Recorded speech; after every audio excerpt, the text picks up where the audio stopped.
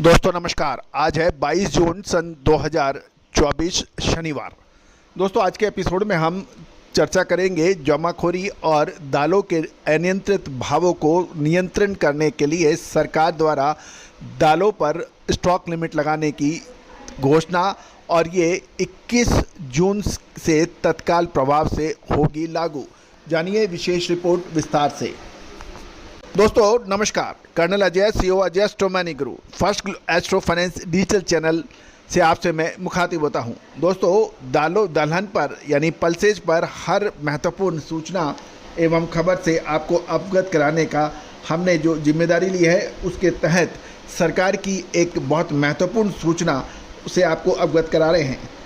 दोस्तों पिछले कुछ महीने से लगातार हम दालों में तेज़ी का अग्रिम अनुमान दे रहे थे, जिसमें तुअर, चना, उड़द शामिल है।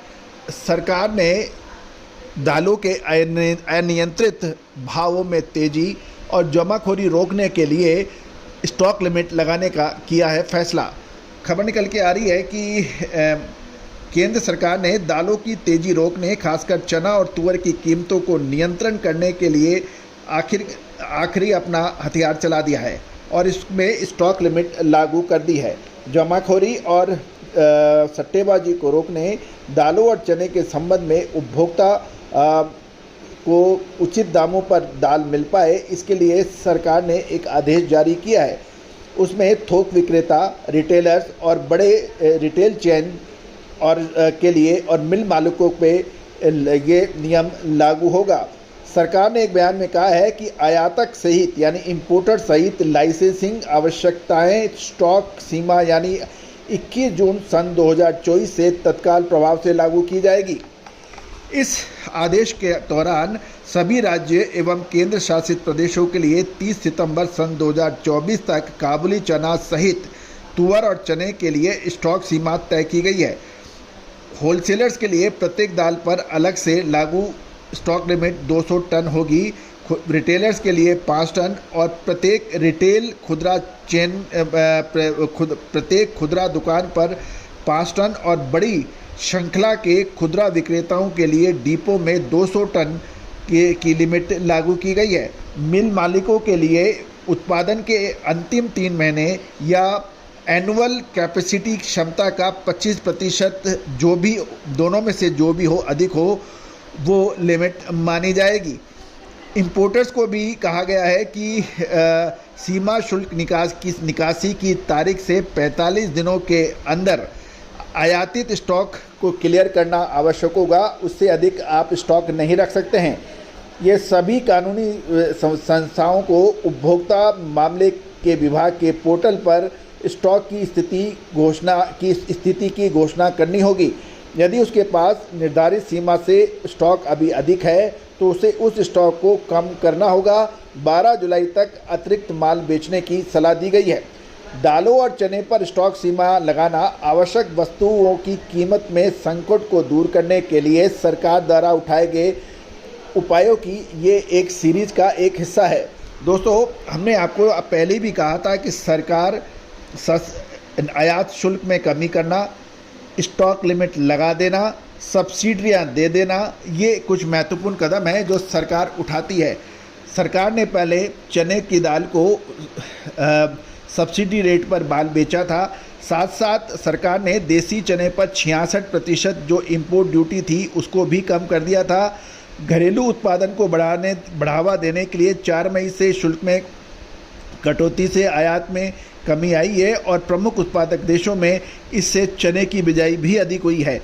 विशेषकर ऑस्ट्रेलिया में चने का उत्पादन साल 2023-24 में मात्र 5 लाख टन था, जो बढ़कर 2024-25 में 11 लाख टन होने का अनुमान है।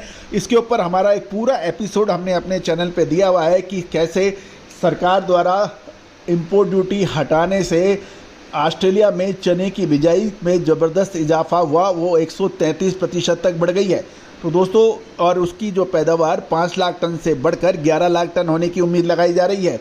दोस्तों इसके ऊपर पूरा एपिसोड हमने अपने चैनल पे अपलोड किया हुआ है, उसको भी आप देखना ना भूलें। साथ साथ उपभोक्ता मामलों के विभाग स्टॉक डिस्क्लोजर पोर्टल के माध्यम से दालों की स्टॉक स्थिति पर कड़ी नज़र रख रहा है।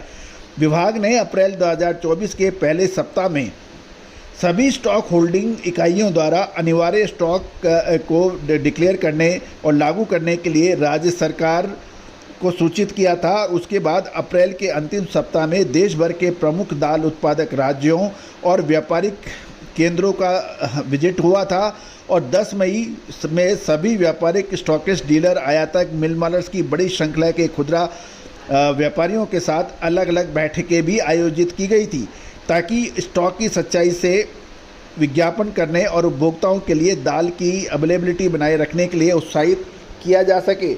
दोस्तों, उसके बावजूद भी चना और तुअर के भावों में कोई कमी नहीं देखी गई। विशेष रूप से दोस्तों, अब सरकार ने अपना अंतिम अस्त्र स्टॉक लिमिट का इस्तेमाल किया है। अब देखना यह है कि इसमें कितना फ़र्क पड़ेगा, लेकिन ये भी देखने वाली बात है कि इस स्टॉक लिमिट को बचने के लिए कुछ चतुर व्यापारियों ने अलग अलग तरीके से इसके समाधान भी ढूंढ लिए हैं।